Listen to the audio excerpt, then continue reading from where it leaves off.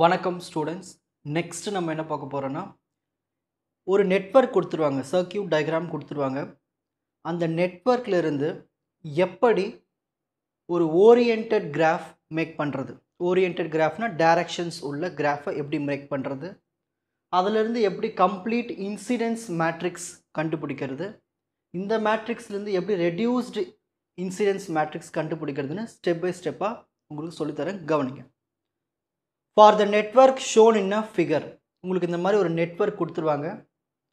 இதில் டைப் 1 என்னென்னா, இதில் பாருங்கள், இந்த டைப் 1ல் உங்களுக்கு எல்லாமே டைரக்ஷன்ஸ், பிரான்ச்சஸ், நம்பர்ஸ், நோட்ஸ் எல்லாமே கொடுத்துருவாங்க. ஓகேங்களா?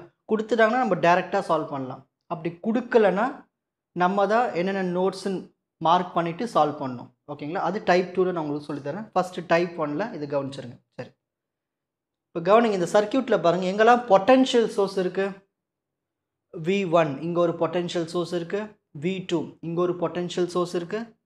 நெக்ஸ்ட்டு அவ்வளோதான், ரெண்டு பொட்டென்ஷியல் சோர்ஸ் தான் இருக்குது. ஓகே, எங்கெல்லாம் ரெசிஸ்டார் இருக்குது, இங்கே ஒரு ரெசிஸ்டார் R1, அடுத்து வேறு எங்கே இருக்குது ரெசிஸ்டார், தோ R2, நெக்ஸ்ட்டு R3, 3 ரெசிஸ்டார் இருக்குது. ஓகே, எங்கெல்லாம் கெப்பாசிட்டர் இருக்குது, இங்கே ஒரு கெப்பாசிட்டர் இருக்குது C1, இங்கே ஒரு கெப்பாசிட்டர் C2.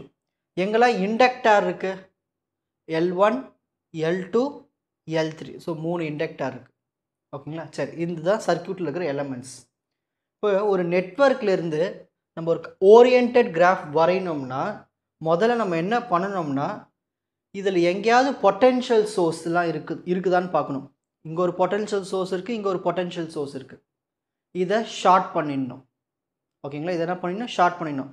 இதுவே கரண்ட் சோர்ஸ் ஏதாவது இருக்கான்னு பார்க்கணும். இந்த சர்க்யூட்டில் கரண்ட் சோர்ஸ் இல்லை, கரண்ட் சோர்ஸ் இருந்தால் ஓப்பன் பண்ணி விட்டுடணும். இதுதான் ரூலே. இதை பண்ணிட்டு தான் நம்ம சால்வ் பண்ணணும். சரி, ஆனால் இந்த ப்ராப்ளமில் அவங்களே என்ன கொடுத்துட்டாங்கன்னா, எதெல்லாம் நோடு எதெல்லாம் பிரான்ச்சஸ்ன்னு கொடுத்துட்டாங்க. ஸோ நம்ம டேரெக்டாக அப்ளை பண்ண வேண்டியது தான். சரி, இப்போ கவனிங்க, ஃபஸ்ட்டு நான் என்ன சொல்ல போகிறேன்னா, நோடு எதெல்லாம் நோடுன்னு சொல்ல போகிறேங்க. பாருங்கள், ஃபஸ்ட்டு இந்த ஏ பாயிண்ட், இந்த பாயிண்ட் தான் ஒரு நோடு. ஏன் இதை நோடுன்னு சொல்கிறேன்னா, இந்த ஏ பாயிண்ட் வந்து இங்கே ஒரு பிரான்ச் கூட கனெக்ட் ஆகிருக்கு. இங்கே என்ன பிரான்ச் இருக்குது, தேர்டு பிரான்ச். அதே மாதிரி இந்த ஏ பாயிண்ட் வந்து இந்த ஃபஸ்ட்டு பிரான்ச், இந்த மாதிரி 1 2 3 4 5 6லாம் போட்டிருக்கல, இதுதான் பிரான்ச்சஸ். ஓகேங்களா?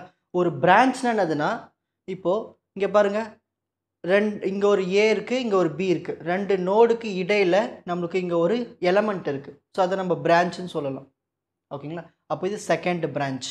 இங்கே பாருங்கள், இந்த பாயிண்ட்டுக்கும் இந்த பாயிண்ட், அதாவது இந்த ரெண்டு நோடுக்கும் இடையில் இங்கே ஒரு எலமெண்ட் இருக்கா, கெப்பாசிட்டர். நீங்கள் பொட்டன்ஷியல் சோர்ஸ்லாம் பார்க்கக்கூடாது, ஏன்னா அதெல்லாம் நம்ம ஷார்ட் பண்ணிவிடுவோம். ஸோ வெறும் இங்கே கெப்பாசிட்டர் இருக்குது, அப்போ கண்டிப்பாக இது ஒரு பிரான்ச். ஸோ இந்த மாதிரி 1 2 3 நெக்ஸ்ட்டு 4 5 6, ஸோ டோட்டலாக 6 பிரான்ச்சஸ் இருக்குது. சரி, இப்போ நோடுக்கு வர பாருங்கள் திரும்பவும். இப்போ ஏ பாயிண்ட் ஏன் நோடாக சூஸ் பண்ணாங்கன்னா, இந்த ஏ பாயிண்ட்லேருந்து 2 இல்லை 2க்கு மேற்பட்ட பிரான்ச்சஸ் கூட கனெக்ஷன் இருந்துச்சு, நம்ம நோடுன்னு வச்சுக்கலாம். இப்போ ஏ பாயிண்ட் எடுத்துக்கங்க, இந்த ஏ நோடு வந்து இந்த பிரான்ச் கூட கனெக்டில் இருக்குது, A3 கூட, அப்புறம் 1 கூட கனெக்ஷனில் இருக்குது, 2 கூட கனெக்ஷன் இருக்குது. அப்போ இது ஏன்னு நம்ம சூஸ் பண்ணலாம். ஏ வந்து ஒரு நோடுன்னு சூஸ் பண்ணிக்கலாம். நெக்ஸ்ட் பி, இங்கே பி மார்க் பண்ணியிருக்காங்க, இது ஒரு நோடு. ஏன் இது ஒரு நோடுனா, இங்கே பாருங்கள், செகண்ட் பிரான்ச்சோட கனெக்ஷன் இருக்குது, 4th பிரான்ச்லேயும் கனெக்ஷன் இருக்குது, 5th பிரான்ச்லேயும் கனெக்ஷன் கூட இருக்குது. ஸோ 2 4 5 கூட கனெக்ஷன் இருக்கிறதுனால இதை நோடுன்னு எடுத்துக்கலாம். ஏன்னா 2 பிரான்ச் இல்லை 2க்கு மேற்பட்ட பிரான்ச். நெக்ஸ்ட் சி நோடுக்கு வருவோம். இது ஏன் சி நோடுன்னு கொடுத்தாங்கன்னா, இது ஒரு பிரான்ச்சில் கனெக்ஷன் இருக்கா, 4th 1ல், 3rd பிரான்ச்சில் கனெக்ஷனில் இருக்குது, 6th பிரான்ச்சில் கனெக்ஷன். அப்போது சி வந்து ஒரு நோடு. நெக்ஸ்ட் அப்படியே இந்த பாயிண்ட்டுக்கு வரும், டி பாயிண்ட். இந்த டி பாயிண்ட் எதுக்குள்ள கனெக்ஷன் இருக்குது, 5th பிரான்ச்சோட கனெக்ஷன் இருக்குது, 1st பிரான்ச்சோட கனெக்ஷன் இருக்குது. இது எல்லாமே ஒரே பிரான்ச் தான் இது. ஓகேங்களா? இதை நீங்கள் ஒரு பாயிண்ட் கணக்கு எடுத்துக்கூடாது, இதுதான் பாயிண்டாக, இதுதான் நோடாக கணக்கு எடுத்துக்கணும். இது ஒரு பிரான்ச், இது ஃபுல்லாக, அப்புறம் இது ஒரு பிரான்ச். அப்போ இந்த டி நோடு ஃபஸ்ட்டு பிரான்ச்சு, அப்புறம் 6th பிரான்ச்சு 5th பிரான்ச்சு கூட கனெக்ஷன் இருக்குது. அப்போ இதுதான் நோடுன்னு எடுத்துக்கிட்டாங்க. ஸோ நம்ம டோட்டலாக எத்தனை நோட்ஸ் இருக்குது, 4 நோடு இருக்குது, ஏ பி சி டி. பிரான்ச்சஸ் 6 இருக்குது. நெக்ஸ்ட்டு உங்கள் கொஷின் பேப்பரில் உங்கள் சர்க்யூட் டயக்ராம்லே ஆரோஸ் போட்டு கொடுத்துட்டாங்கன்னா பிரச்சனை இல்லை. அப்படி ஆரோஸ் கொடுக்கலனா உங்கள் இஷ்டம் போல் ரேண்டமாக நீங்களே டைரக்ஷன்ஸ் கொடுத்துக்கலாம். இப்படி கொடுக்கலாம், இப்படி கொடுக்கலாம், எப்படி கொடுத்தாலும் ஃபைனலாக உங்களுக்கு ஆன்சர் வந்துடும். ஓகேங்களா? இப்போ நான் எல்லா விஷயத்தையும் சொல்லிட்டேன். ஞாபகம் வச்சுருப்பீங்கன்னு நினைக்கிறேன். இப்போ சம்குள்ளே போயிடலாம். So first find oriented graph. So முதல்ல கிராஃப் வரைய போகிறோம். Oriented graph. ஸோ ஒரு கிராஃப் வரையணும்னா முதல்ல நோட்ஸ் எடுத்து பிளேஸ் பண்ணணும். என்னென்ன நோட்ஸ் இருக்கு? ஏ, பி, சி, டி. இதான் நோடு. ஏ ஒரு நோடு, பி ஒரு நோடு, சி ஒரு நோடு, டி ஒரு நோடு. அதை எடுத்து இப்போ எழுதிப்போம். ஏ ஒரு நோடு, அடுத்து பி ஒரு நோடு, சைடில் எழுதிப்போம். நெக்ஸ்ட் சி ஒரு நோடு. ஓகேங்களா? அடுத்து கீழே ஒரு நோடு இருக்குது டி. ஸோ டி ஒரு நோடு. இப்போ கனெக்ஷன் பார்க்க போகிறோம். ஏலேருந்து பிக்கு ஒரு கனெக்ஷன் இருக்குது, ஒரு பிரான்ச் இருக்குது. அந்த பிரான்ச்சுக்கு ஆரோ இப்படி தான் இருக்குது, பிரான்ச் நம்பரும் எழுதிடணும். இப்போ ஏலேருந்து பிக்கு ஒரு கனெக்ஷன், அந்த பிரான்ச்சில் ஒரு ஆரோ எப்படி இருக்குது, ஸோ அந்த பிரான்ச் நம்பர் 2 இப்படி எழுதிக்கோங்க. ஓகேங்களா? நெக்ஸ்ட் பியிலிருந்து சிக்கு ஒரு கனெக்ஷன் இருக்குது, அதுக்கு ஆரோ வந்து பாருங்கள் பி பக்கமாக வருது, அப்புறம் அதோட பிரான்ச் நம்பர் 4. ஓகேங்களா? நெக்ஸ்ட் ஏலேருந்து சிக்கு ஒரு பிரான்ச் இருக்குது, அதுக்கு ஆரோ பாருங்கள் ஏலேருந்து சிக்கு போகிற மாதிரி இருக்குது ஆரோ. அப்போது இப்படி ஆரோ போட்டுட்டு அங்கே பிரான்ச் நம்பர் 3. ஓகேங்களா? நெக்ஸ்ட் ஏலேருந்து டிக்கு ஒரு கனெக்ஷன் இருக்குது, நீங்கள் கையிலே வரையலாம் கிராஃப். ஓகேங்களா? ஏலேருந்து டிக்கு ஒரு கனெக்ஷன் இருக்குது. இப்போ ஆரோ பாருங்கள் ஏ பக்கமாக இருக்குது, ஸோ இதோட பிரான்ச் நம்பர் 1. நெக்ஸ்ட் பியிலேருந்து டிக்கு ஒரு கனெக்ஷன் இருக்குது, பியிலேருந்து டிக்கு போகுது ஆரோ, பிரான்ச் நம்பர் 5. பியிலேருந்து டிக்கு ஆரோ போகுது, பிரான்ச் நம்பர் 5. நெக்ஸ்ட் சியிலேருந்து டிக்கு ஒரு பிரான்ச் இருக்குது, அது சியிலேருந்து டிக்கு போகுது, பிரான்ச் நம்பர் 6. ஸோ சியிலேருந்து டிக்கு போகுது, பிரான்ச் நம்பர் 6. ஸோ இதுதான் ஓரியன்டட் கிராஃப். ஓரியன்டட் என்னது? இந்த ஆரோஸ்லாம் போட்டு அந்த பிரான்ச் நம்பர்ஸ்லாம் மார்க் பண்ணிவிட்டு நோடு அதெல்லாம் பேர்லாம் கொடுத்துட்டோம்னா அந்த கிராஃபுக்கு பேர் தான் ஓரியன்டட் கிராஃப். ஓகேங்களா? ஈஸியாக வரைஞ்சாச்சா? இப்போ அடுத்து நம்ம என்ன பண்ண போகிறோம்னா கம்ப்ளீட் இன்சிடென்ஸ் மேட்ரிக்ஸ் மேக் பண்ண போகிறோம். Complete incidence matrix.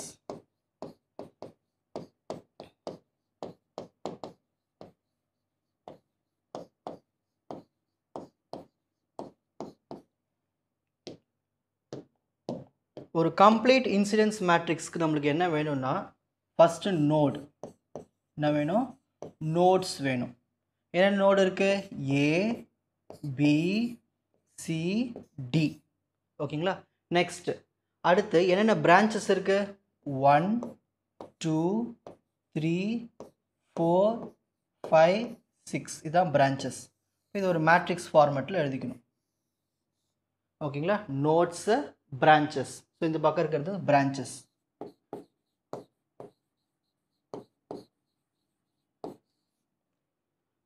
நல்லா கவனிங்க, இப்போ தான் நீங்கள் உஷாராக கவனிக்கணும். இப்போது ஏ நோடுக்கு போவோம்.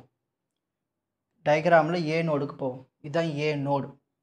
இந்த ஏ நோட்லேருந்து ஆரோ வெளியில் போச்சுன்னா, ஏ நோட்லேருந்து ஆரோ வெளியில் போச்சுன்னா +1. ஓகேங்களா? அதுவே ஆரோ அந்த ஏ நோடுக்கு வந்துச்சுன்னா -1. இதுதான் விஷயமே. இப்போ ஏ பாயிண்ட்லேருந்து நம்மளுக்கு 3 ஆரோஸ் இருக்குது. இந்த பக்கம் ஒரு பிரான்ச் இருக்குது, இந்த பக்கம் ஒரு பிரான்ச் இருக்குது, இந்த பக்கம் ஒரு பிரான்ச் இருக்குது. ஸோ ஃபஸ்ட்டு ஏலேருந்து 3rd பிரான்ச்சுக்கு ஆரோ வெளியில் போகுது. ஏலேருந்து 3rd பிரான்ச்சுக்கு ஆரோ வெளியில் போச்சுன்னா +1. ஓகேங்களா? நெக்ஸ்ட் அடுத்து ஏலேருந்து பி பிரான்ச்சுக்கு வெளியில் போகுது ஆரோ, அதாவது ஓகேங்களா? ஸோ ஏலேருந்து 2nd பிரான்ச். ஓகேங்களா? ஏலேருந்து 2nd பிரான்ச்சுக்கு வெளியில் போகுது, ஏலேருந்து 2nd பிரான்ச்சுக்கு வெளியில் போகுது, அப்போ அதுவும் 1. நெக்ஸ்ட் ஏலேருந்து 1st பிரான்ச்சு வருது. ஓகே, ஏக்கு 1st பிரான்ச்சு வருது, அப்போது ஏலேருந்து 1st பிரான்ச்சுக்கு வருதுன்னா இன்கமிங்னா -1. ஓகேங்களா? இப்போ அடுத்தது ஏல முடிஞ்சு போச்சு பாருங்கள். ஏல 3 பிரான்ச் தான் முடிச்சாச்சு. இப்போ அடுத்து பிக்கு வரும். பியில் நம்மளுக்கு 3 பிரான்ச் இருக்குது. இந்த பக்கம் ஒன்று, இந்த பக்கம் ஒன்று, இந்த பக்கம் ஒன்று. ஸோ பிக்கு வந்து செகண்ட் பிரான்ச் வருது, ஃபோர்த்து பிரான்ச் வருது. பிக்கு வந்து செகண்ட் பிரான்ச் வருது, ஃபோர்த்து பிரான்ச் வருது. பிக்கு செகண்ட் பிரான்ச் வருதுன்னா -1, ஃபோர்த்து பிரான்ச் வருது. நெக்ஸ்ட் பியிலிருந்து ஃபிஃப்த்து பிரான்ச் வெளியில் போகுது. பியிலிருந்து ஃபிஃப்த்து பிரான்ச் வெளியில் போகுதுன்னா அவுட் கோயிங் +1. நெக்ஸ்ட் இப்போ பி முடிச்சாச்சு. அடுத்து சிக்கு வரும். சியிலிருந்து ஃபோர்த்து பிரான்ச்சு வெளியில் போகுது, சிக்ஸ்த்து பிரான்ச்சுக்கும் வெளியில் போகுது. சியிலிருந்து ஃபோர்த்து பிரான்ச் வெளியில் போகுது, சிக்ஸ்த்து பிரான்ச்சும் வெளியில் போகுது. ஓகேங்களா? நெக்ஸ்ட் ஃபோர்த்துலேருந்து தேர்டு பிரான்ச்சு வருது. ஸோ தேர்டு பிரான்ச் வந்து சிக்கு வருது. அப்போது சியில் தேர்டு பிரான்ச் வர்றதுனால இன்கமிங் -1. அடுத்து இப்போ டிக்கு போகும். சி முடிச்சாச்சு. இப்போ டிக்கு பாருங்கள், ஃபிஃப்த்து பிரான்ச் வருது, சிக்ஸ்த்து பிரான்ச்சு வருது. ஃபிஃப்த்து சிக்ஸ்த்து டிக்கு வந்து 5ம் 6ம் வருது. இன்கமிங்னா -1. ஓகேங்களா? அடுத்து டியிலேருந்து அவுட் கோயிங் எங்கே?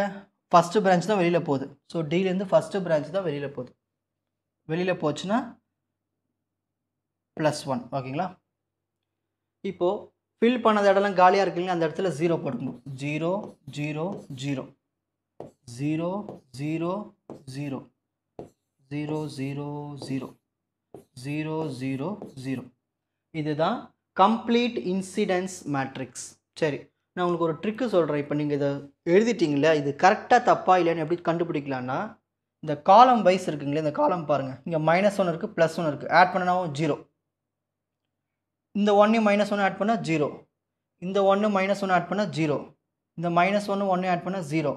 இந்த 1 -1 ஆட் பண்ணால் 0. இந்த 1 -1 ஆட் பண்ணால் 0. ஸோ நீங்கள் காலமில் செக் பண்ணும்போது ஆட் பண்ணி பார்த்தீங்கன்னா உங்களுக்கு எல்லாமே 0 வந்துச்சுன்னா நீங்கள் போட்ட மேட்ரிக்ஸ் கரெக்டான மேட்ரிக்ஸ் அர்த்தம். அதான் கம்ப்ளீட் இன்சிடென்ஸ் மேட்ரிக்ஸ். இப்போ அடுத்து என்ன கண்டுபிடிக்கணும்? ரெடியூஸ்டு இன்சிடென்ஸ் மேட்ரிக்ஸ் கண்டுபிடிக்கணும். Third step, reduced incidence matrix.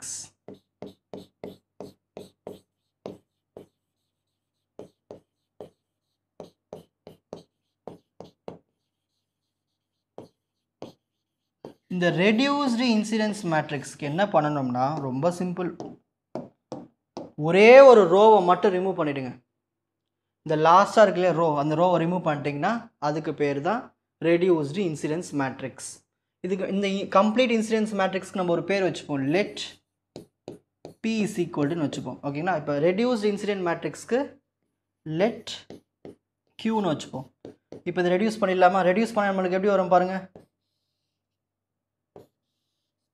இந்த லாஸ்ட் ரோ மட்டும் ரிமூவ் பண்ணிடலாம். இப்போ பேலன்ஸ் தான் இருக்கும். -1 1 1 0 0 0.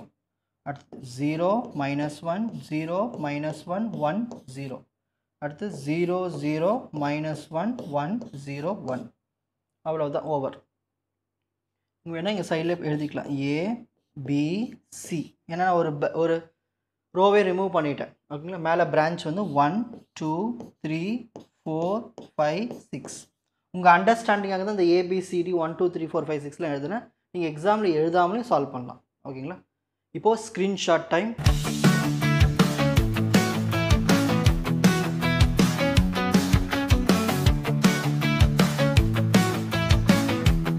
உங்களுக்கு இந்த கண்டென்ட் ஈஸியாக புரிஞ்சிருக்கும்னு நினைக்கிறேன். வாட்ச் அதர் எபிசோட்ஸ் இன் த appropriate playlist. Four G silver academy strength success clarity. வணக்கம்.